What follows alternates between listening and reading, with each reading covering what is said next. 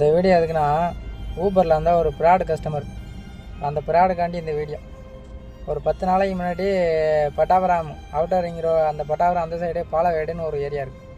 அங்கேருந்து கேளம்பாக்கத்துக்கு ட்ராப் பண்ணேன். கேளம்பாக்கத்தை ட்ராப் பண்ணேன்.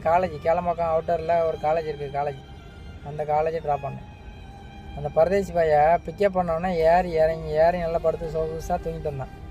காலேஜ் ட்ராப் பண்ணும்போது தான் அவனை எழுப்பி விட்டேன், இறங்கி போயிட்டான். அவன்கிட்ட ₹1 எக்ஸ்ட்ரா காசு கேட்கல, கொள்ளலை, எதுவும் பண்ணல. கரெக்டான அமௌண்ட்டு ஜிபே பண்ணிட்டு போனான்.